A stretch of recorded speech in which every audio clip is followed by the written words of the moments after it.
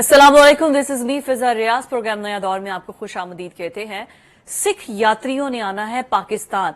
हालांकि जंग की सूरत हाल जब थी तब भी पाकिस्तान ने अपनी फजाई हदूद बंद कर दी थी, लेकिन सिख यात्रियों के लिए जो कॉरिडोर था वो ओपन था। जैसे हमारे लिए सऊदी अरब में मक्का और मदीना है, वैसे पाकिस्तान में उनकी जो मजहबी रसूमात अदा करने के लिए आते हैं उनका मक्का मदीना यहां पर है। लेकिन इंडिया क्या कहने हैं उसके, उसने तो चलना है, पूरे का पूरा कॉपी करना है नरेंद्र मोदी ने नेतन्याहू को। जैसे नेतन्याहू तबाही मचा रहा है अपनी बेवकूफी में, मोदी भी वही करना चाह रहा है। और अब उसने कह दिया जो राजा रणजीत सिंह के मजहबी रसूमात अदा करने के लिए उनके बरसी के मौके पर सिख यात्रियों ने पाकिस्तान आना था, जिन्होंने अपनी सफरी दस्तावेजात जमा करवा दी हुई थी, लेकिन इंडिया ने कहा नहीं, बिल्कुल भी नहीं, ऐसा नहीं हो सकता है, आपको आने की इजाजत नहीं होगी।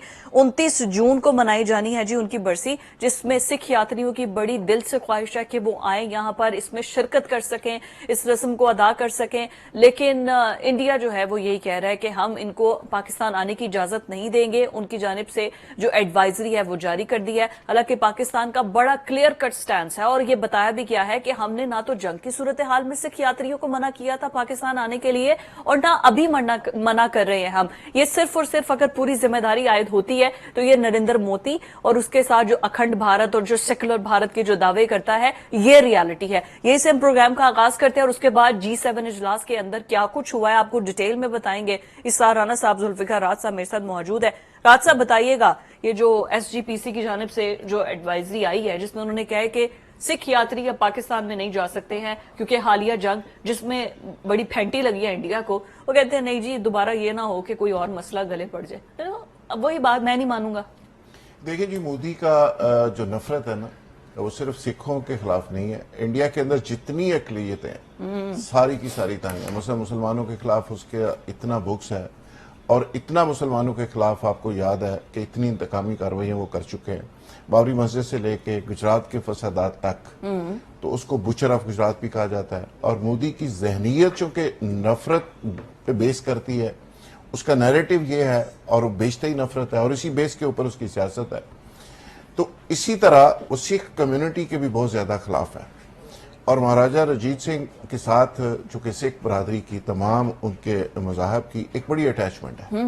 महाराजा रंजीत सिंह 21 साल की उम्र में उन्होंने तख्त संभाला और वो बहुत ज्यादा पॉपुलर थे। शेरे पंजाब भी उनको कहा जाता है। बड़ी फतुहात उन्होंने, बड़ी फतुहात है। और खासकर उन्होंने एक ऑर्गेनाइज्ड फौज का एक पूरा सिस्टम वजह किया और उनकी फौज सेकुलर फौज थी, जिसके अंदर मुस्लिम्स भी थे, जिसके अंदर ईसाई भी थे, जिसके अंदर सिख भी थे और हिंदू भी थे, सारे मजाहब के तमाम अक़वाम के लोग थे और एक ऑर्गेनाइज्ड उन्होंने फोर्स बनाई। तो लिहाजा हर साल वहां से सिख आते रहे। 2023 में कोई 500 से 540 के लगभग लोग आए, 2024 में कोई 500 से ज्यादा लोग आए। अब उसी तरह रूटीन में उन्होंने आना था तो इंडिया को तकलीफ हुई। मोदी की जहनीत वही वाली दोबारा से शुरू हो गई और मोदी साहब ने कहा कि जी इनको नहीं जाने देना। अब सवाल यह है कि ये इंडिया के खिलाफ जो पाकिस्तान की जंग हुई है उसके दौरान भी सिख ज़ेरे ताब रहे जी, और उसके दौरान भी उनके जो गोल्डन टेम्पल और बाकी जगह पे हमले किए जाते रहे, मिसाइल मारे जाते रहे, उनको डराया जाता रहा कि पाकिस्तान के साथ खड़े नहीं होना। और वो पूरी दुनिया के अंदर जो सिख कम्युनिटी है वो हमेशा पाकिस्तान के साथ खड़ी है और वो कहते हैं कि पाकिस्तान हमारा मक्का मदीना है। जी जी, हम तो पाकिस्तान के खिलाफ बात ही नहीं कर सकते। पंजाब से गुजर के कोई अटैक करने नहीं आएगा। हाँ। और दूसरा नैरेटिव उनका ये है, वो हमेशा कहते हैं कि यार ये जो तकसीम हुई थी इसमें तो पंजाब तकसीम हुआ है, इसमें तो पंजाबी तकसीम हुए हैं। और वो रोते हैं बेचारे ज़ारो कतार जब हमें मिलते हैं। हम भी इंडिया गए हैं, चंडीगढ़ वगैरह, जब भी उनसे मिलते हैं वो कहते हैं यार हमारा बंटवारा हुआ है, पंजाब का बंटवारा हुआ है, ये हिंदुओं का क्या गया उसमें।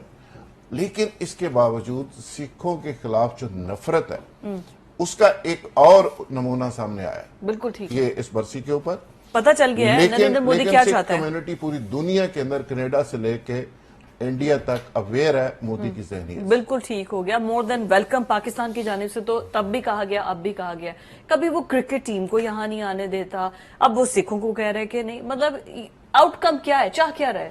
तो पहले जुल्फिकार भाई ने जो कहा ना कि सिख रोते हैं, तो हमने तो उन्हें कहा था कि हमारे साथ आ जाए। मास्टर तारा सिंह ने एन मौके के ऊपर गद्दारी की और फिर उसके बाद वो जो एक था कि ये हम एक पंजाब होगा, ये हमारे साथ का हिस्सा होंगे, तो मास्टर तारक सिंह का गिरेबान पकड़े तो वो जाके। दूसरी बात यह कि बहरहाल मैं इसमें नहीं पढ़ रहा कि सिखों ने भी तकसीम पाकिस्तान, वो जद्दोजहद पाकिस्तान के दौरान और क़याम पाकिस्तान के दौरान हमारे साथ बहुत जुल्म ठीक किया है, वो आई मीन इट्स अ ये हिस्ट्री। जहाँ पे चंडीगढ़ गया थे वहां पे हमारे साथ जिस तरह असला छीन के मुसलमानों के साथ जो कुछ हुआ, मैं जिंदा इसमें नहीं जला जा रहा। दिया था, ठीक है रेप ना? केसेस मैं थे, इस पे- बहुत हाँ। कुछ था। हाँ, असल में हुआ ये है कि ये जो करतारपुर कॉरिडोर कॉरिडोर है है जो, ना, हाँ। ये एक गेम चेंजर साबित हुआ हमारे लिए। और इस कॉरिडोर ने दरवाजे खोल दिए, सिर्फ जमीन के नहीं, दिलों के दरवाजे खोल दिए। किसने खोले, क्या हुआ, मैं उस पर नहीं, आप क्रेडिट दें इमरान खान को, जनरल बाजवा को। नहीं, मैं वैसे मैं नहीं चाह रहा, मैं तो सिर्फ इस पे रहना चाह रहा हूँ कि उसके बाद ये हुआ कि सिखों के अंदर हमारे लिए एक खास मोहब्बत पैदा हुई, क्योंकि हमने उनको वो सारी फैसिलिटीज दी जिससे वो अपने मजहबी रसूमात जो हैं वो ना सिर्फ आजादी से अदा कर सके बल्कि उन्हें फील हो कि हमें इज्जत दी जा रही है। अब जब ये पाक भारत जंग हुई तो वो जो हमने एक मोहब्बत का बीज बोया था वो एक फूल बन के खिल गया सामने आया, और भारतीय पंजाब में से हमारे हक में आवाजें बुलंद हुई, हमारे लिए गाने गाए गए, पाकिस्तान की मोहब्बत के गाने गाए गए। और मोदी के मुंह पे अखंड भारत के ऊपर उन्होंने अखंड के ऊपर एक चंड लगाई, ठीक है ना, वो चंड अभी तक मोदी भूल नहीं रहे। इस वजह से तंग कर रहे। हाँ, वो एक्चुअली पाकिस्तान से तो उसे जो चिढ़ हो ना हो, इस बार उसे ये चिढ़ है कि ये जो सिख जाते हैं वो वहां से पाकिस्तानी मट्टी की मोहब्बत लेके आते हैं जो उसका असल अलमी है। सो मैं ये समझता हूं कि छोटे आदमी से छोटेपन की तवक्को रखनी चाहिए। तो मुझे मोदी से कोई इतनी कोई किसी भी मौके पे किसी अच्छी एक शख्स जो अपने मुंह से इस बात का इकरार कर रहा है कि उसने बतौर दहशतगर्द पाकिस्तान की तकसीम में हिस्सा लिया, उन्हें मुक्ति बाहिनी के साथ जाके वहां पे दहशतगर्दी की, उससे और क्या एक्सपेक्ट कर सकते हैं। ये तो यूरोप का दौरा चेहरा है, अमेरिका का दूसरा दौरा चेहरा है, नहीं तो इसी मोदी के ऊपर उन्होंने पाबंदी लगाई थी अमेरिका आने पे, ठीक है ना, बुचर ऑफ गुजरात। और मैं उसे आज के दौर का हिटलर कहता हूं, he is a Hitler of this era, कह सकते हैं, ठीक है ना। नेतन्याहू और हिटलर, मैं हिटलर को बहरहाल आपने बिल्कुल वेरी सॉरी, आपने बात ठीक की, बिकॉज हिटलर ने चंद यहूदियों को छोड़ के दुनिया को यह बताया कि मैं यहूदियों को क्यों मारना चाहा। आज समझ आई कि यहूदियों को मारना क्यों जरूरी है। मैं आई एम सॉरी, मैं हिटलर से मिला रहा था, आपने मुझे करेक्ट किया कि वो आया नेतन्याहू और क्या कहते हैं Modi, Santa Singh and Banta Singh one of the same thing. Exactly, इनका माइंडसेट बिल्कुल ठीक है। अभी ये जो G7 का आज इजलास हुआ था जिसमें पूरे का पूरा वेस्ट मौजूद था और उसको छोड़कर डोनाल्ड ट्रंप चलते बने और उसके बाद इमैनुअल मैक्रोन कहते हैं शायद वो सुलह के लिए गए हैं, लेकिन ट्रंप ने आते ही कह दिया फ्रांसीसी सदर को कि ऐसा कुछ नहीं है। वैसे तो अभी तक डोनाल्ड ट्रंप यही कहता नजर आया है कि जी मशरिक वुस्ता के अंदर जंग में हमने क्या पा लिया, अमेरिकन डॉलर्स जो टैक्स पेयर थे अमेरिकन उनको हमने जाया कर दिया नेटो में, और अब वो बाकायदा तौर पर खुद ईरान के जैसे उसने आके बयान दिए हैं। उसने कहा किसी सूरत भी जो है राहत साहब, उसने कहा कि हम जौहरी प्लांट की इजाजत नहीं देंगे, बट स्टिल जो अमेरिकन रिपोर्ट्स है और ये वहां के मीडिया रिपोर्ट दे रहे हैं, हम लोग नहीं दे रहे, ये वहां का मीडिया, वेस्ट मीडिया बता रहा है कि ईरान कोई जौहरी प्रोग्राम नहीं कर रहा। देखिए, कुछ एनर्जी क्राइसिस को पूरा करने के लिए होता है, कुछ मेडिसिन के लिए भी जो है वो एटमी जो पावर है उसको यूज किया जाता है, कैंसर के ट्रीटमेंट के लिए भी यूज किया जाता है। अब ईरानी सफीर का भी यही बयान है, ईरान का भी यही बयान है, यहां तक कि जो CIA की और बाकी रिपोर्ट्स था उनका भी यही बयान है, लेकिन फिर भी इसी तरह इराक पे अटैक किया, इसी तरह ईरान पे अटैक कर रहा है। देखिए जी, अमेरिका का तो एक तरीकाकार है कि इराक हो, शाम हो या कोई भी मुल्क हो, वो अफगानिस्तान ही बन, वो पहले एक फजा बनाते हैं, एक माहौल बनाते हैं और उसके बाद अटैक करते हैं और एक प्रोपेगेंडा वार और एक मीडिया वार पूरी लॉन्च करते हैं। लेकिन उसके लिए उनका पूरा उनका एक बजट होता है।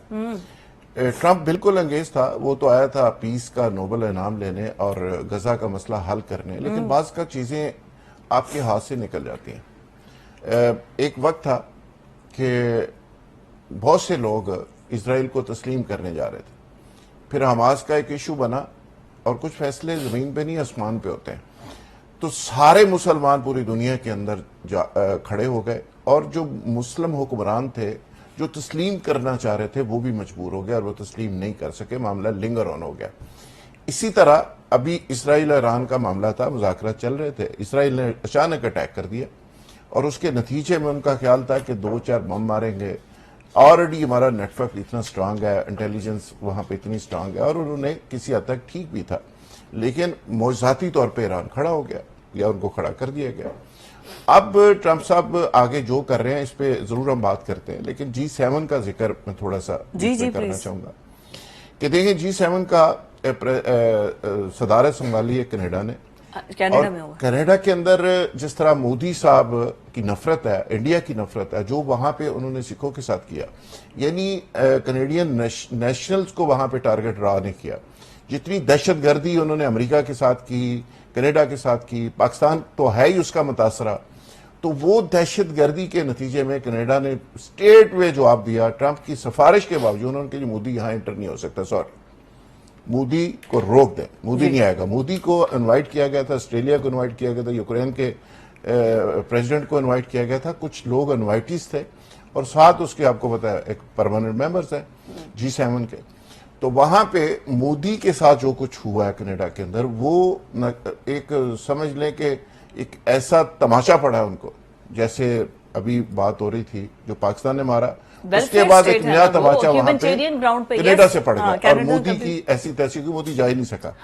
अब ट्रंप साहब वहां पे इजलास छोड़ के भागे हैं, और ट्रंप ने पहले इजलास में बड़ी खतरनाक बातें की, पहले बहुत खतरनाक बातें की, और पहले उसने ईरान को धमकी दी, फिर ट्वीट डिलीट कर दिया, फिर ईरान से राब्ता करने की कोशिश की, फिर अपने स्टाफ को कहा कि फौरी ईरानियन से मेरी बात करवाएं, प्रेसिडेंट से बात करवाएं। ईरानी प्रेसिडेंट लाइन पे नहीं आया, उसने बात ही नहीं की। जब बात नहीं की तो उसने कहा जी कि फिर वार रूम का इजलास बुलाओ, और जो कि बड़ा डेंजरस से एक मीटिंग होती है, और जो प्रेसिडेंट यूएसए सिर्फ वार के दिनों में, जंग के दिनों में बुलाता है। मीटिंग बुला के उन्होंने कहा जी कि अपना बैरी बेड़ा भी चलाएं और सारा कुछ करें, और इजराइल का हम साथ देंगे। सही है। और अभी जो लास्ट उन्होंने वार्निंग दी है ईरान को, ट्रंप ने वाजे तौर पे कहा कि जी हम ईरान को छोड़ेंगे नहीं, हम खामनाई को भी मार सकते हैं, हमारे टारगेट के ऊपर, लेकिन हम कत्ल नहीं कर रहे।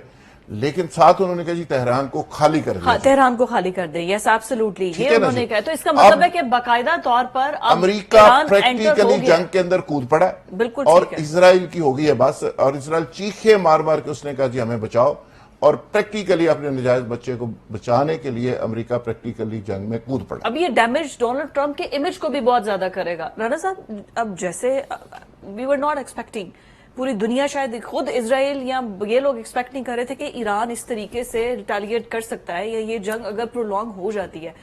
अब ये देखिए कि उसके पीछे, ईरान के पीछे रशिया के साथ है, चाइना साथ है, बाकी और मुस्लिम कंट्रीज भी साथ दे रहे हैं। एंड आई वाज अमेज्ड, आपने वो वीडियो देखी होगी, चल भी रही है, कि उन्होंने इजराइल के अंदर उनकी टेक्नोलॉजी को, लाइव ट्रांसमिशन को हैक करके वहां पर झंडे जला दिए। मतलब ये तो बड़े बड़े जो उनके दावे, आयरन डोम के, हमारी टेक्नोलॉजी, हमारी चीजें, आपको याद है बैटरी से धमाके कर दिए थे उसने, ये सब कुछ तो ईरान ने तो उसका भट्टा बिठा दिया है। अच्छा देखिए,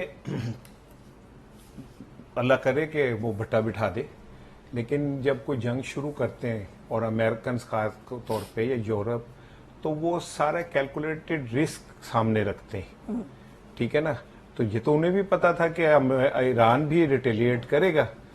आपने एक मुल्क को जबरदस्ती जंग में झोंक दिया। हाँ। वो तैयार ही नहीं थे, वो जंग करना ही नहीं चाह रहे थे। दुनिया का कोई भी मुल्क जंग नहीं चाहता, क्योंकि जंग जीतने वाला भी ना हारता है, और हारने वाला तो हार ही जाता है। लेकिन ये जो जंग है, ये एक बिला मकसद कोई छेड़खानी नहीं है, ये एक प्लान्ड न्यू वर्ल्ड ऑर्डर के तहत सब कुछ हो रहा है, ठीक है, जिसमें आज G7 ने अपना मुंह क्लियर कर दिया, अपने चेहरे से नकाब उतार दिया। वो पूरा वेस्ट उन्होंने कहा जी इसराइल बिल्कुल ठीक कर रहा है। तो आपको बात समझ आ जानी चाहिए कि जो यूरोप है और अमेरिका है, वो इसराइल के पीछे है। और इसराइल के पीछे क्यों है? ईरान से उनको क्या मुखासमत है? सिर्फ दो चीजों की है। ईरान दूसरा इस्लामी मुल्क होता है जो एटमी ताकत रखता, हाँ। ठीक है, पाकिस्तान के बाद। अब बात को समझे, पाकिस्तान दुनिया का वाहिद दो मुल्क है दुनिया में जो मजहब के नाम पे बने, एक पाकिस्तान एक इसराइल, ठीक है। हम कलमा तैयबा के नाम पे बने, वो यहूदी सारे एक जानिब इकट्ठे हुए, हमारे पास भी बम आ गया। हम कलमे के नाम पे बने, लेकिन हमारा इमेज कलमे वाला नहीं है। आई एम सॉरी टू से, हमारा जो बतौर कौम किरदार है कोई इतना वो नहीं। ईरानियों ने साबित किया कि वो एक मजहब के साथ जुड़ी हुई कौम है। उनका सारा कुछ उठा के देख ले, उसमें आपको हर चीज में मजहब नजर आएगा। तो अगर दो मुल्क मुसलमान जिनके पास एटमी कुव्वत आ जाएगी तो ये यूरोप के लिए तो बड़ा मसला बन जाएगा। अच्छा, अब उन्होंने जो, अब मेरी कैलकुलेशन है ये कि अगले 24 घंटों के अंदर कुछ बड़ा होने जा रहा है। क्या हो ये अभी मैं नहीं कह सकता, लेकिन अगले 24 घंटों में कुछ बड़ा होगा। ब्रेक थ्रू हो रहा है मुज़ाकरात में या जंग? No no no, it will not be a positive something Okay. ना, ठीक है ना, कोई मनफी कोई बुरी चीज होगी। ईरान, उन्हें कह ठीक तो है दिया ना? ट्रम्प ने तेहरान खाली हो जाए। ठीक है, आज अगर इससे बड़ी बदमाशी क्या हो सकती है कि एक मुल्क का सरबराह कह के तुम्हारे मुल्क का सरबराह हमें पता है कहां छुपा है, हम जब चाहे मार देंगे। और दहशतगर्दी किसे कहते हैं? मार दिए, ठीक है ना, मैं सरबराह की बात कर रहा हूं। मैं हानिया को मार दिया, इस्माइल को मार दिया, हाँ, फिर उनके सबको आर्मी चीफ को अभी मार दिया, रिसेंटली मार दिया जी। खैर, लेकिन ये कि साइंटिस्ट मार दिए, जनरल्स मार बहरहाल दिए। एक सबक इससे ये भी आया कि यहूदी औरतों से बचना चाहिए। ये एक अलग डिबेट है, मैं इस पर फिर बात करूंगा। लेकिन जो बात वो ये कि एक मुल्क बराह रास्त मुल्क किसी सरबराह का नाम लेके ये बात कर रहा है, इससे बड़ी कोई दहशतगर्दी हो सकती है? इसराइल ने जिस तरह गाजा में सब कुछ किया, कोई दहशतगर्दी से बड़ी हो सकती है? उन्होंने जैसे ईरान के अंदर आके सब कुछ किया, कोई लेकिन दुनिया ताकत का नाम है, याद रखिएगा, कमजोरी का नाम नहीं है। यही वजह है कि आज उर्दन, इराक, शाम सब जो हैं अमेरिका के आगे घुटनों के ऊपर गिरे हुए मुल्क हैं।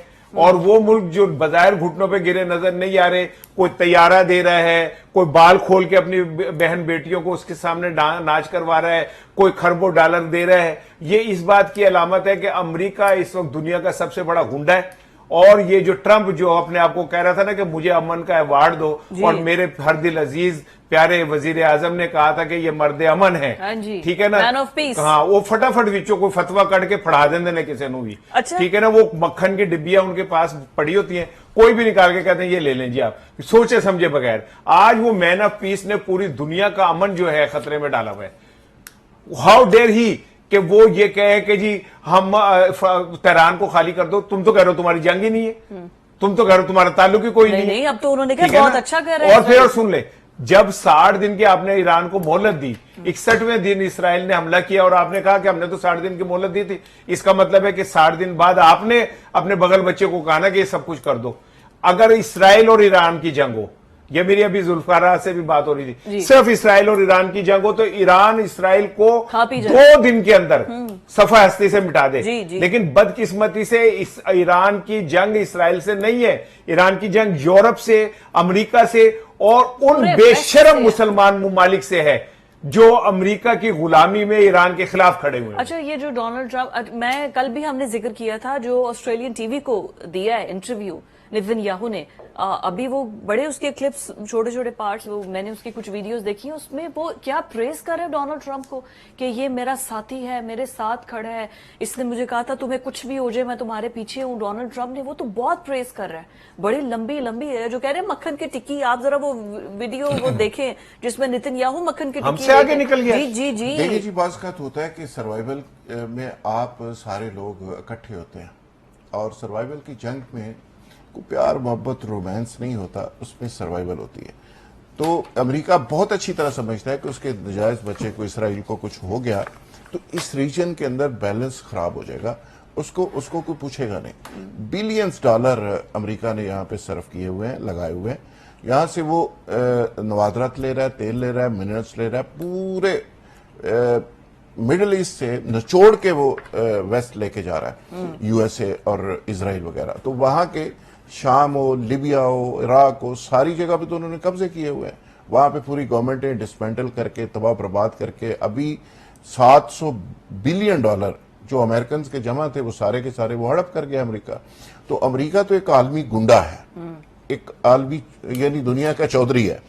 तो वो चौधरी की जबान में बात करता है। जैसे उन्होंने कहा कि ईरान सरेंडर कर दे, मैं आ रहा हूं, इसी तरह ईरान ने भी आगे से कहा है कि इजराइल सरेंडर कर दे और इजराइल अपने शहर खाली कर दे, और शहरियों को उन्होंने वार्निंग दी है। लेकिन दूसरी जो सबसे इंपॉर्टेंट बात आज की सबसे अहम खबर यह है कि शीपिंग ने, जो चीनी प्रेसिडेंट है, उसने वार्निंग दी है और उसने न्यू वर्ल्ड ऑर्डर जो है उसको चैलेंज किया। जी, और वो पूरी तरह से फॉरेन मिनिस्टर चाइना पूरी तरह से कूद पड़ा है इस जंग के अंदर।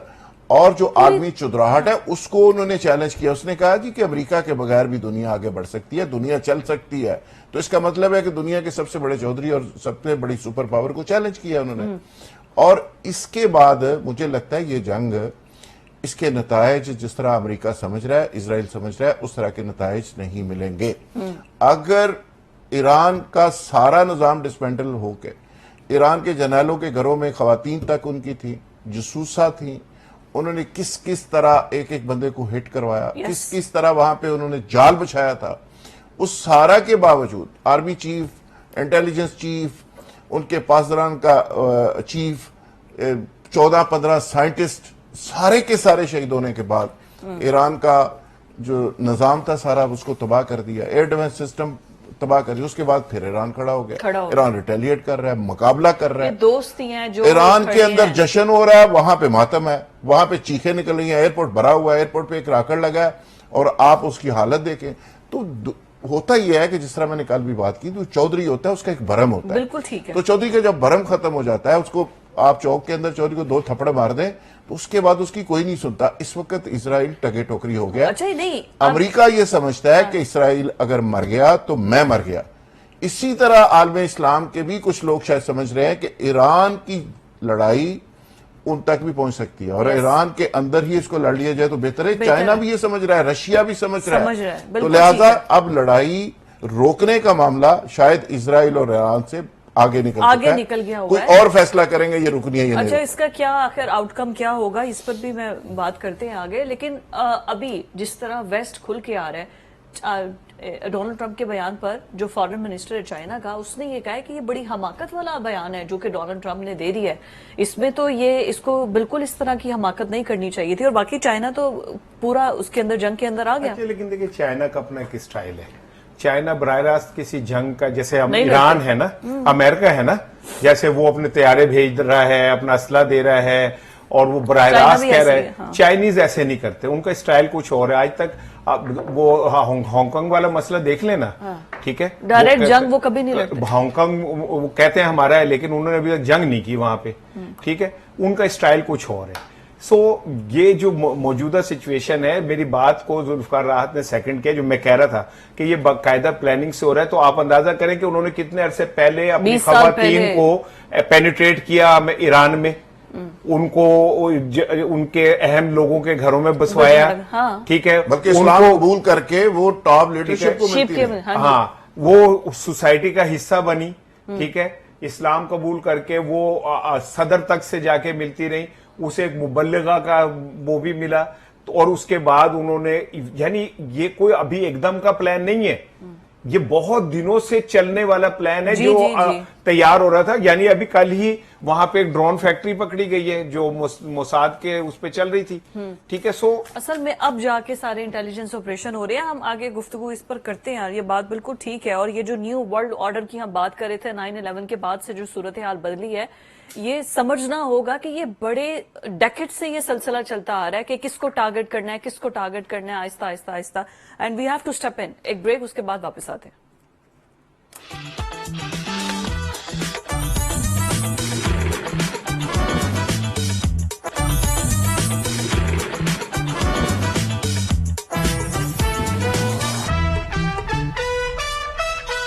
ब्रेक के बाद आपको खुशामदीद कहेंगे। जो इस वक्त ईरान और इसराइल की सिचुएशन है, अक़वाम मुत्तहिदा भी उस पर कह रहा है कि ये बहुत अफसोसनाक है। रशिया ने 2 बार ऑफर कर दिया कि मैं बतौर सालिस बनने को तैयार हूं इस जंग को खत्म करवाने के लिए, लेकिन इसका रिजल्ट होगा क्या? अगर ये जंग फैल जाती है तो उसके बाद आइंदा आने वाले चंद दिनों में हम क्या सूरत हाल देखेंगे? जैसे हमने यूक्रेन और रशिया की वॉर देखी जो कि अभी तक खत्म नहीं हुई, फिर फलस्तीन और इसराइल की वॉर देखी जो कि अभी तक गजा के अंदर जारी है। वहां पर बच्चे, वहां पर औरतें, बड़ा जुल्म किया जा रहा है। और अगर ये ईरान और इसराइल, जिसमें अब अमेरिका भी इंक्लूड हो गया और चाइना भी आ रहा है, तो फिर ये जंग, राज साहब, क्या फ्यूचर होगा इस जंग का?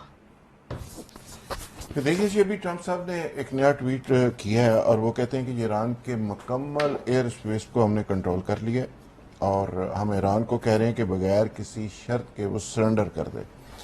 लेकिन साथ साथ ये भी कह रहे हैं कि खामनेई कहाँ पे छुपे हुए हैं ये भी हमें पता है, लेकिन हम उसको कत्ल नहीं करना चाहते, मारना नहीं चाहते। दूसरी तरफ ईरान ने आगे से वार्निंग ये दी है, तो उन्होंने कहा जी कि कुछ भी हो जाए, हम किसी दबाव के सामने न झुकेंगे, हम इसका जवाब देंगे और अपने शोधा का बदला लेंगे। अच्छा, एनपीटी एक ऐसा फोरम है जिसपे तमाम जो एटमी एसेट्स रखने वाले मुल्क हैं और जो अंडर प्रोसेस है वो उसका एटॉमिक एनर्जी का जो इदारा है उस पे वो सारे उसको मानते हैं। लेकिन उस फोरम से जो ईरान है आज वो निकल गया, तो ये भी एक तरह से उसने मैसेज दिया है कि मैं आपके किसी एनपीटी को, किसी इदारे को, किसी फौजी को मैं नहीं मानता। उनका बयान भी आपने देखा है, वो भी बहुत ज्यादा बाइस्ड है वेस्ट के अच्छा, साथ। इसको कहा यह जा रहा है, कुछ लोग दावा कर रहे हैं कि ईरान के अंदर जो जल्जले की शिद्दत पिछले दिनों फील की गई है ना जी 2.4, और उसकी तस्वीरें विजुअल्स भी आ गए हैं सामने, वो लोग ये कहते हैं कि ईरान ने एक पहाड़ी के नीचे जेरे जमीन धमाका कर लिया और कामयाब धमाका वो कर चुका है। अब उसके पास ऐसे मजाइल और ऐसे एसेट्स मौजूद हैं कि वो किसी भी इजराइल की या अमेरिकन हरकत के जवाब में वो इजराइल को टारगेट कर सकता है, हिट कर सकता है। अब इस सिचुएशन के अंदर चाइना की मुदाखलत, और एक ऑप्शन है, ट्रंप ने अभी रात को बात की है रूसी सदर से कि आप इसमें मुदाखलत करें, और रूसी प्रेसिडेंट ने भी बार बार बात की है ईरानी प्रेसिडेंट से कि जी मैं खुद आ जाता हूं तेहरान, तो मैं सालसी के लिए तैयार हूं, आप बैठ जाए आपस में। लेकिन मैं अगेन उस बात पे आऊंगा जो बात पहले मैंने की कि अब जंग रोकना शायद ईरान के अपने हाथ में भी नहीं रहा, इजराइल का भी कंट्रोल अमेरिका के हाथ में है, तो ईरान खुद से शायद फैसला ना कर सके। बिल्कुल ठीक हो गया। राणा साहब ये बताइए कि आगे चैलेंजेस क्या हो सकते हैं पाकिस्तान के लिए, खास तौर पर हम नेबरिंग कंट्री में है, हम बलूचिस्तान के अंदर आप देख लें डिजल नहीं मिल रहा, बहुत से और मसले पैदा हो गए हैं। आई थिंक बहुत ज्यादा एनर्जी क्राइसिस आने वाले हैं इस सारी सिचुएशन में, और हम इफेक्ट होंगे। खाली एनर्जी क्राइसिस का मसला नहीं है, मैं तो पहले दिन से ये कह रहा हूं कि ये जंग पाकिस्तान में आके रुकेगी। अल्लाह ना करे, मैं कहता हूँ मेरे ये कैलकुलेशन गलत हो, मेरा तजिया गलत हो, अल्लाह करे मेरा तजिया गलत हो, लेकिन 9/11 के बाद से ही ये बात क्लियर हो गई थी कि जो न्यू वर्ल्ड ऑर्डर, और 9/11 भी मशकूक है, उसमें जो कुछ भी हुआ वो सारा कुछ अब दुनिया बता रही है कि वो जो उसके जरिए आपने क्या किया, उसके जरिए आपने तमाम मुसलमान ममालिक के लिए लाइसेंस टू किल हासिल किया जी। और हमारा मर्द आहन, जिसे हम कहते हैं बड़ा मर्द आहन था, उसे एक फोन किया रम्सफील्ड ने तो और कहा कि तुम इस तरफ हो या इस तरफ, तो उन्होंने कहा जरूर से ਤੁਹਾਡੇ लिए हैं, ठीक है ना, और हमने घुटनों पे हम झुक गए। सो मैं उस दिन से कह रहा था कि ये सब कुछ जो है कहीं पे इख्तिताम जाके जो होगा वो कम, हमारे पास जो एटमी सलाहियत है ना, इस वक्त हमारे लिए सबसे बड़ा चैलेंज है उसका दिफा करना। ये मैं बड़े महफूज लफ्जों में आपको जुमला कह रहा हूं कि अपने असासों को बचा लेना हमारा बहुत बड़ी कामयाबी होगी। दुनिया का प्रेशर जो है वो आहिस्ता आहिस्ता बहुत बढ़ रहा है। अगर अमेरिका ये कहता है कि एयर स्पेस जो ईरान की है वो हमने कैप्चर कर ली है, तो फिर एक मुल्क खत्म हो गया। They can not do anything. जब उनके पास वो तैयारे उड़ेंगे तो उनको अमेरिका को वो जहां से मर्जी हिट कर सकता है, वो कोई रॉकेट नहीं चला सकते। फिर उसके बाद ये कि अगर उन्हें ये भी पता है कि ईरानी सदर कहां बैठे हैं, तो इसका मतलब है खुदा ना करे खाकम बदहन, मैं अल्लाह से इल्तिजा करता हूं कि मेरी ये तजिया गलत हो, अगर ईरान खुदा ना करे किसी हवाले से कोलैप्स कर जाता है तो हम तो बिल्कुल सामने आके खड़े यस। ठीक है ना, आग हमारे सामने खड़ी है और अमेरिका और इसराइल ने कहना हूं तो गल करो जी। लेकिन राणा साहब कभी भी मतलब तेल अवीव के अंदर ये बैलिस्टिक मिसाइल चले जाना, ठीक है मैं मान रहा हूं, ये मैंने बातें तब भी सुनी थी जब क्या कहते हैं वहां गाजा में हुई थी, तो कि जी हमास ने तल अवीव में ये कर दिया, सायरन बज उठे, ये मैंने कहानियां तब भी सुनी हुई। Okay, I am not defending Israel, ठीक है, मैं आपसे फैक्चुअल चीजों की बात कर रहा हूं, ठीक है ना। अब तक हम ईरान के इतने जनरल साइंसदान मर गए, उनकी कोई बड़ी कैजुअलिटीज आपने बताई इसराइल की कोई हुई? उसने यहां आके जनरल मार दिए, बेशुमार साइंटिस्ट मार दिए। क्या ईरान ने क्लेम किया कि उन्होंने कोई बड़ी कैजुअलिटी की है इसराइल की? वो जाहिर ही नहीं होने दे रहे, ठीक है ना। तो यही मैं कह रहा हूं, ये फर्क है।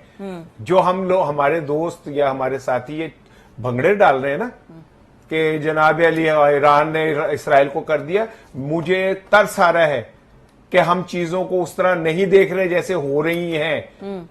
जब मेरे जैसे लोग ऐसी बात करते तो लोग कहते हैं लो जी किबले ही वखरे है, वखरी गल ही कर देने हमेशा।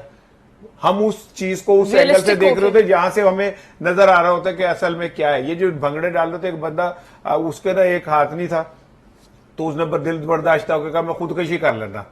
तो वो पहाड़ पे चढ़ा खुदकशी करने के लिए, तो वहां देखा एक बंदा है जिसके दोनों हाथ नहीं है, वो लुडियां डाल रहा था। वो बंदे ने कहा यार मेरा एक हाथ नहीं है तो मैं इतना वो, तो इसके दोनों हाथ नहीं है, लुडियां डाल रहा है। उन्होंने जाके कहा यार तेरी खुशी की क्या वजह, तू लुडियां डाल रहा है। उन्होंने कहा लुडियां कितने पा रहे हैं, मैंने तो खुजली हो रही है। ठीक है ना? तो बात यह कि अगर किसी को ऐसी दानिश की खुजली होती है तो मुझे नहीं पता, लेकिन मैं जाती तौर पे समझता हूं कि तीसरी आलमी जंग तैयारी है, की जा रही है। ईरान के बाद पाकिस्तान पे चढ़ाई होगी और पाकिस्तान को अभी से अपने आप को प्लान करना है कि इस क्राइसिस से कैसे निकलेंगे। बिल्कुल ठीक है, इस क्राइसिस से कैसे निकले ये तो अब आगे की बात है। अभी राज साहब जो चल रही है वहां पर चाइना ने क्या अपने बशिंदों को निकाल दें, वहां पर बाकी ईरान के अंदर पाकिस्तान के भी सारे जो जायरीन वहां पर सफारतकार भी आज हमने बुला लिया, वो सारे वापस बुला लिए। मतलब सिचुएशन बड़ी वर्स्ट होने जा रही है। और जो आप इसराइल की बात कर रहे थे, आप अगर जो इंटरनेशनल मीडिया है उसको देखें तो वो अब जाहिर है उन्होंने भी एक हद तक रिपोर्ट करनी है।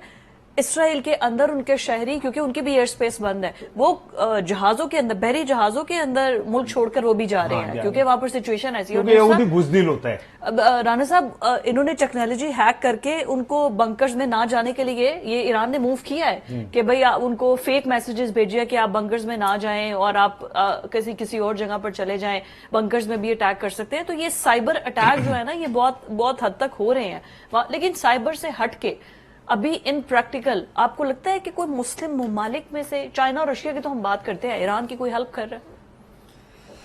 देखिए जी, ये कहना बड़ा मुश्किल है, मुश्किल सवाल है। पाकिस्तान की तरफ दुनिया उंगलियां उठा रही है, फेक न्यूज़ भी चल रही है, लेकिन कोई प्रैक्टिकली ऐसी सिचुएशन नहीं है कि पाकिस्तान इस जंग के अंदर शामिल है।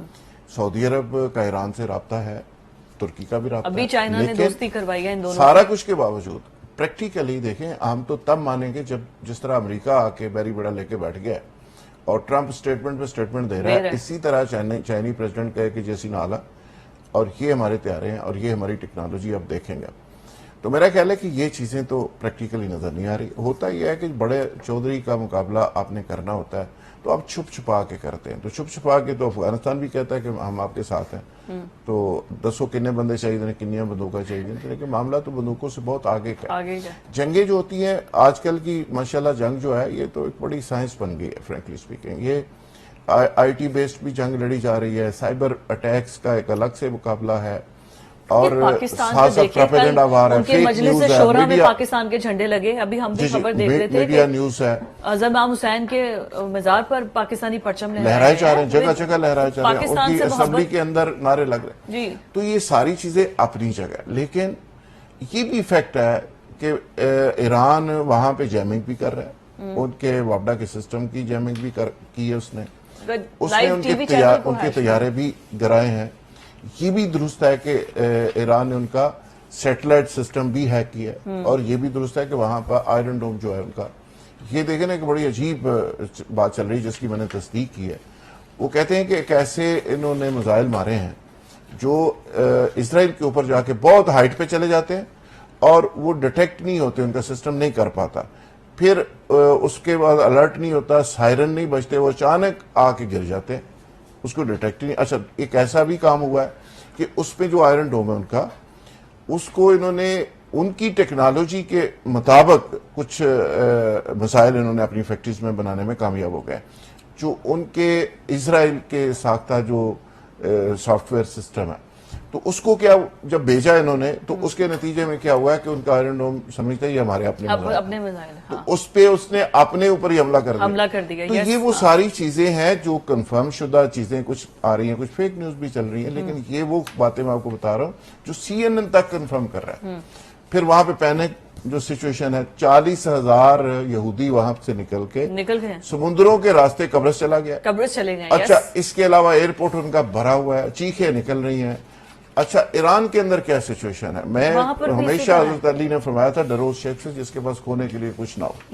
तो ईरान के पास तो खोने के लिए है कुछ नहीं, लेकिन वहां पे उनके पास है। वहां से सरमायादार निकल रहे हैं, वहां से बिलियनर्स भाग रहे हैं, वहां से अमीर लोग भाग रहे हैं। अब इसराइल ने अपने शहरी को एक कॉन्फिडेंस दिया, पूरी दुनिया से उन्होंने इकट्ठे किए एक एक यहूदी, पता नहीं कहां कहां से, कि एक जगह आपकी ऐसी है जो सलामती की जगह है, जो महफूज जगह है, महफूज पनाहगाह आपकी, दुनिया में आप गैर महफूज है लेकिन यहां पे महफूज है। अब वहां पे मैसेज मिल गया जी यहां भी गैर महफूज है, मिसाइल आएगा ठुकेगा, 1500 मील दूर से मिसाइल जाके ठुक रहा है और सीधे बिल्डिंगों पे लग रहे हैं और वो तहखानों में बैठे हैं। तो सारी इस कैफियत में आपके लिए बहुत मुश्किल सूरत हाल होती है। ऐसा नहीं कि इजराइल के लिए बड़ा आइडियल सूरत हाल है। जंग कोई भी लड़ रहा हो मुल्क, वो जीते या हारे, राम साहब ने ठीक है, वो लूजर ही होता है। Yes. जंगों में कभी कोई गेन नहीं कर सकता। अच्छा, ट्रंप जो कुछ करेगा इसके बाद कोई जरूरी नहीं कि ट्रंप को 100% कामयाबी प्लेट में रख के मिल जाएगी। अमेरिका कई जगह पे नाकाम हुआ है। अमेरिका अफगानिस्तान में क्या कर गया है, क्या ले गया है, जलील होकर निकला है, और जाते हुए जब निकला है हालत आपने देख ली, फुटेज आज भी मौजूद है, हमने निकाला है, और भागते हुए निकले हैं और किस तरह चीखे मारते हुए निकले हैं, और बहुत सारे लोग उनके उधर रह गए, असला $6-7 अरब का असला इधर छोड़ के भाग गए। तो और भी इसके अलावा कई जगह पे अमेरिका जलील हुआ है। तो ये देखें, इस तरह मान लेना कि जी अमेरिका को बटन दबाएगा तो सारी दुनिया तबाह हो जाएगी, मेरा ख्याल ऐसा नहीं। ईरान ने पहले भी फेस किया है और एक लंबी जंग ईरान ने लड़ी है, और ईरान की जितनी टेक्नोलॉजी है, जितनी चीजें उनकी लोकल है, अपनी है, वो एक नेशन है और एक ऑर्गेनाइज्ड कौम है। मैं नहीं मान सकता कि ईरान को इस तरह एक कि वो सरेंडर तो नहीं करेगा, ये भी बयान तो एक ऑर्डर में वो कहेंगे सरेंडर कर दे या उसको खत्म कर देगा, ये पॉसिबल नहीं। किसी जगह पर अब उसके पास वही बात है राज साहब वाली कि उसको क्या ही लूज करने का बाकी रह के, कोई वीक पॉइंट ऐसा है जहां पे उसको सरेंडर करने की भरपूर कोशिश की जाएगी। और सरेंडर किस बात पे कि भाई वो एटमी ताकत नहीं रख सकता है, वो तो ऑलरेडी कह रहा है कि मैंने कोई ऐसी एटमी प्लांट या एटमी धमाके नहीं किए, बकौल उसके नहीं। लेकिन बात यह कि ये चाहे वो कहता रहे, ये दुनिया को पता है कि उसके पास एटमी सलाहियत मौजूद है। और ये भी कहा जा रहा है कि जिस दिन इसराइल ने हमला किया धमाके करने थे, ठीक है ना। तो ये बातें तो खैर ऐसे ही हैं, लेकिन जो आप कह रही है ना कि उसके पास लूज करने को कुछ नहीं, उसके पास अवाम है, अवाम का तहफुज रियासत की जिम्मेदारी होता है। ठीक है, ये नहीं है कि वो कहे जी तो मार दो सानू सारे, ऐसे नहीं है ना। एक मुल्क है, एक रियासत है, तभी तो वो यूथ को एंगेज कर रहे हैं कि निकले आप। उनकी यूथ ऑलरेडी इंगेज है। हाँ। ठीक है, उनकी यूथ ऑलरेडी इंगेज है, और उसकी रीजन ये है कि इराक के साथ जो 40 साल जंग हुई उसमें तो उनके पास एक सीनियर सिटीजन की एक बड़ी खेप खत्म हो गई थी। ठीक है ना। तो उसके बाद वो यहाँ आए, वो ये बिल्कुल ठीक कह रहे हैं कि वो एक कौम है, कौमें कभी नहीं मर सकती। ग्रो वॉल झुंड ये खत्म हो जाते हैं, कौमें नहीं खत्म होती। ईरानी एक कौम है और वो एक कौम के तौर पे लड़ रहे हैं। ठीक है ना।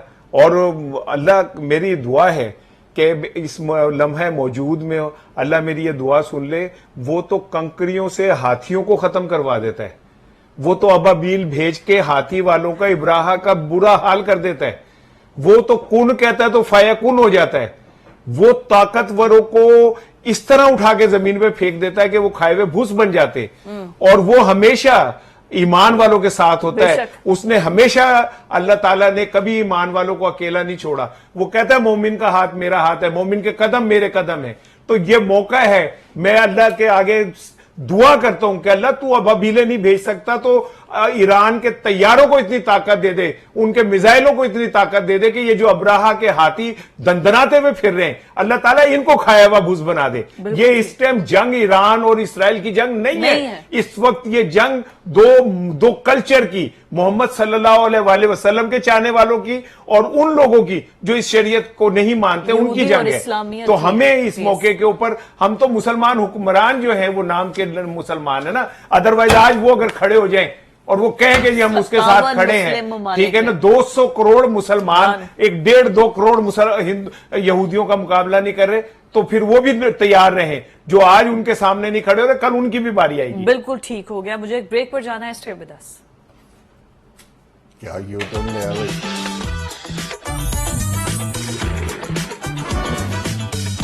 के अंदर मौजूद हैं और मौजूदा सूरत हाल से वो किस हद तक आगाह हैं और उसको कितनी हद तक इंफॉर्मेशन अंदर जा रही थी, लेकिन उसके बावजूद भी ये कॉल थी कि शायद वो अपना एहतजाज करेंगे और बड़ी तैयारियों के लिए कहा गया था। लेकिन अब जब मुलाकात हुई है उनकी बहनों की तो उन्होंने पूरी सिचुएशन बताई है, तो उसके बाद उन्होंने कहा कि ये ऐसा मौका नहीं है कि हम एहतजाज करें या हम पाकिस्तान के अंदर एनार्की आए जब पूरी तौर पर आलमी सतह पर सिचुएशन इतनी खराब है। तो उन्होंने कहा है कि इसको मौखर कर दिया जाए, फिलहाल पाकिस्तान इसका हामिल नहीं हो सकता कि एहतजाज किया जाए।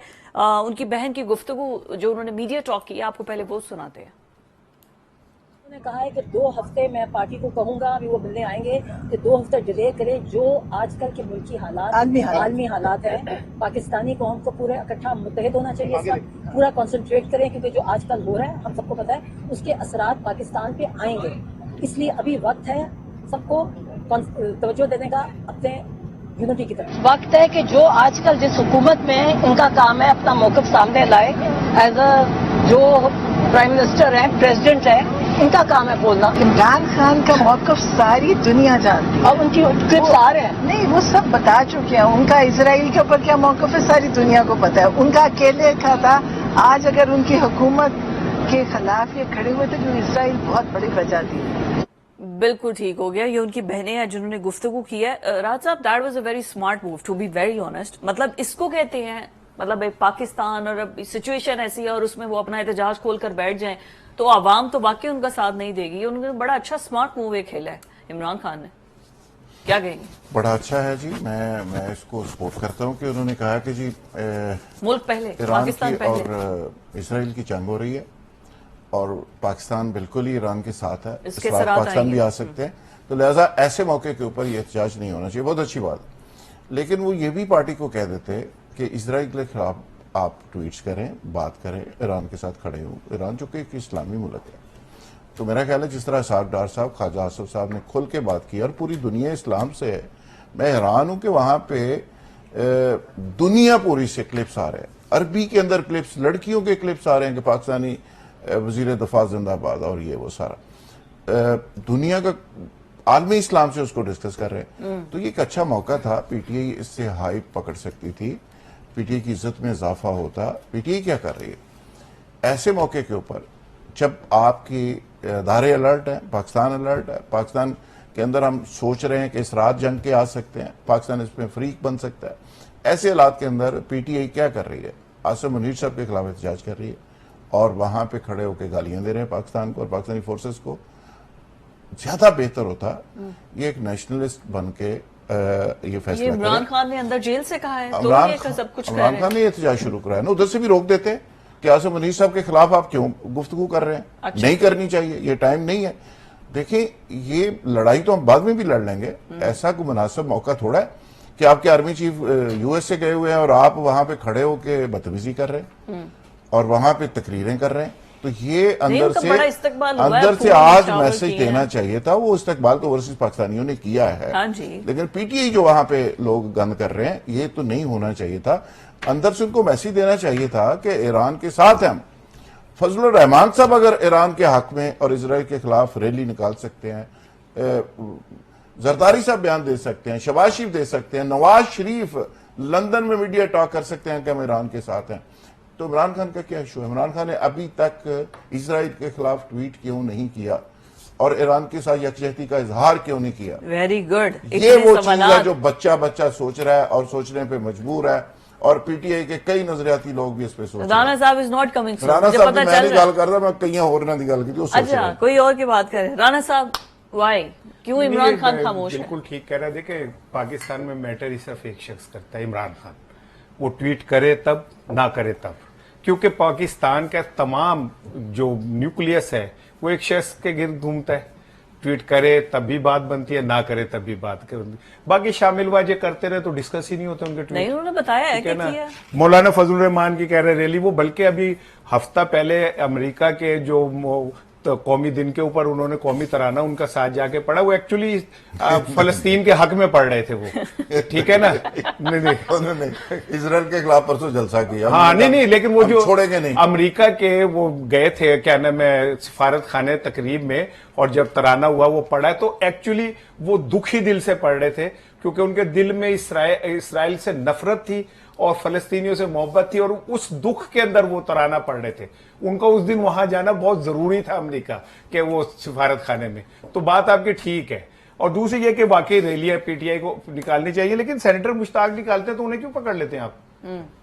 उनको ईद वाले दिन उनकी बीवी को पकड़ के जेल में क्यों फेंक नहीं देते नहीं हैं? नहीं, रैली नहीं, जो ओवरसीज पाकिस्तानी है उनको नहीं निकालनी मैं तो चाहिए पाकिस्तान आर्मी की बात चीफ कर के। रहा हूँ भाई, मैं तो मुझसे पाकिस्तान की बात पाकिस्तान कर रहा हूँ। की। मुझे बाहर का कोई मुझे नहीं पता। अच्छा जी, अब उन्होंने ठीक है कहा ना? जी मुझे बाहर का। हाँ, ठीक मैं है। पाकिस्तान की बात कर आपके रहा हूँ। बैरूनी राब्ते बंद हैं? जी जी बिल्कुल बिल्कुल बंद है और ठीक है। मजीद बंद नहीं करने। ठीक है। दूसरी बात यह है कि देखें, मुझे इमरान खान के 3-4 ट्वीट याद है इसराइल के ऊपर। ओके। 2 अगस्त 2024 को इमरान खान ने जो ट्वीट किया उसमें उसने नेतन्याहू का नाम लेके उसे कहा तू वार क्रिमिनल है, तू गजा के ऊपर तू कातिल है, ठीक है ना। कुछ ये वाला नहीं किया जो आज मैं पढ़ रहा था मेरे हर दिल अजीज रहनुमा का कि हम उसकी वो मजम्मत करते हैं कि उन्होंने ऐसा किया है, वो नहीं।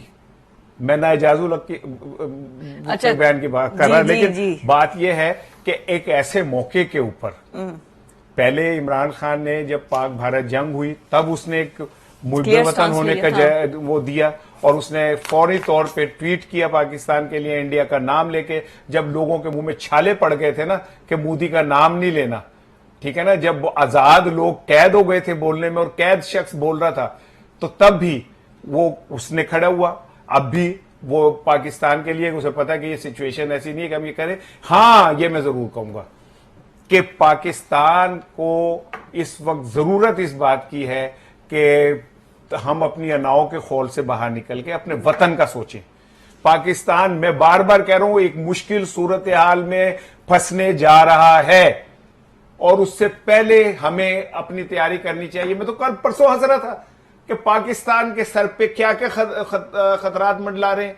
वो छोड़ दें क्लाइमेट चेंज वगैरह, और हम कर रहे थे मरियम, और वहां से वो उनके खिलाफ नारे लगा रहे थे। बजट था ना, हाँ, बजट था, अच्छा, इसी तो वजह बजट से। में लिखा हुआ है कि नारे लगने नहीं। बजट में ये लिखा हुआ है कि आपने मुखालफत में नारे लगाने, आपने हक में, क्या हम डिसेंसी में नहीं जा सकते, हम बिहेव करना नहीं सीख तो सकते। ये पीटीआई वाले भी तो ठीक है कह रहे ना? थे, बच्चर साहब क्या कह वही रहे मैं थे? कह रहा हूं, मैंने ठीक उनका है, भी अच्छा, नाम दोनों लिया। साइड से, दोनों ओके, का नाम ओके, लिया ठीक है, कि ठीक है। वो भी और वो भी, बस ठीक है वो ना। खबर दे रहे हैं। मैं क्या कहते हैं, मैं तो ये कह रहा हूं कि हमें बड़े होना बच्चे चाहिए। के बारे में तो कह ही सकते हैं। हाँ, मैं कह रहा हूं हमें बड़े होना चाहिए, ग्रो अप। हाँ जी। ठीक है, हमें जो हालात हमारे सामने हैं उसमें ये छोटी छोटी जो हमने नोटंकियां शुरू की हुई है ना, Overseas तो वो वाली बंद नौटंकियां करें ठीक थी। और हम पाकिस्तान के लिए बात करें।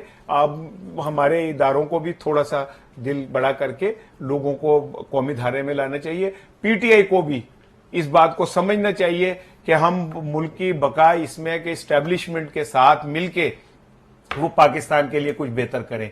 दोनों पाकिस्तान का हिस्सा है। पीटीआई को अवाम वोट दे रही है, एस्टेब्लिशमेंट पाकिस्तान का नाकाबिले तरदीद हिस्सा है। जी। ठीक है, पाकिस्तान की सलामती में उनका कंट्रीब्यूशन है और बहुत बड़ा मेजर कंट्रीब्यूशन उनका है। तो क्यों फिर दो लोग नहीं मिल सकते? 9 मई है ना, 9 मई में एक दफा आप क्लैरिटी लेके आए जिन्होंने किया है। ऐसे नहीं ना कि देखे judicial inquiry. Just listen one interesting thing, जो 9 मई के केस है ना, उसमें जो गवाह है उन्होंने कहा जी हम गए फेस बदल के, हमने देखा कि इमरान खान, शाह महमूद कुरैशी, असद उमर, क्या कहते हैं, मियां असलम इकबाल और एजाज चौधरी ये प्लानिंग कर रहे थे। भाई ठीक है, फिर सबको सजा। असद को उमर को आपने क्यों छोड़ दिया? फिर असद उमर बाहर क्यों फिर रहे? ये चारों को क्यों सजा हो रही है? ठीक है, ठीक है ना। तो मैं ये कहता हूं कि 9 मई में फिर सबको सजा दे दे। जिन्होंने प्रेस कॉन्फ्रेंस कर दी है उनके गुनाह पाक हो गए हैं और जिन्होंने नहीं की है उनके गुनाह साफ नहीं धुले हैं। आपको क्यों समझ नहीं आई राणा साहब वो अभी फिर तक वो बात? गाना ना, हम बोलेंगे तो बोलोगे कि बोलता है। अच्छा, ठीक है, तो इसलिए यही मैं कह रहा हूं कि 9 अच्छा, मई ये को सर- मशकूक ना करें। मैं उन लोगों के साथ खड़ा हूं जो हमारे हीरोज हैं, मैं उनके हाँ, साथ खड़ा हूं, अपने exactly, शोधा के साथ exactly। खड़ा हूं। मसला पता है क्या? मसला ये नहीं है। मसला ठीक है, ये ईरान साहब मौकफ दे रहे हैं। मसला ये है कि ये ईरान के साथ जंग इसराइल की हो रही है जी। इस मौके के ऊपर वहां पे बजाय इसके कि ईरान के हक में आप रैली निकालते हैं अमेरिका में, आप वहां पे क्या कर रहे हैं? आप पाकिस्तान के कमांडर इन चीफ, पाकिस्तान के सिपह सलार ठीक है। और फील्ड मार्शल आसिम मुनीर के ये खिलाफ कुछ रैलियां लोगों का निकाल रहे स्टांस था ना, हैं। कुछ क्यों? लोगों वाई का। नहीं, ठीक है। लीडरशिप थी वहां पे, गालियां दे रहे थे, जलसा निकाल रहे थे। हाँ जी। तो ये करने की बजाय आप इसराइल के खिलाफ बात करें उस पे एक दबाव लाएं, ईरान के हक में बात करें, बिल्कुल ठीक और है। गजा के हक में बात करें। बिल्कुल ठीक ये है। लोग सुनना चाहती है पीटीआई से। बिल्कुल ठीक हो गया है, लेकिन अभी तो मुस्लिम फिलहाल League I have need to wind up the show. America और बरतानिया में बहुत बहुत बड़ी 9 रैलियां मई निकाली के हैं हवाले से अलग फलस्तीन डिबेट के लिए। रहेगी, लेकिन अभी जंग जो भी- सूरत हाल इस वक्त बनी हुई है उसमें इमरान खान ने जो रैली को डिसकंटिन्यू किया है, which is a good thing, positive thing, इसको अप्रिशिएट करना चाहिए। आज के प्रोग्राम से इतना ही, अल्लाह हाफिज।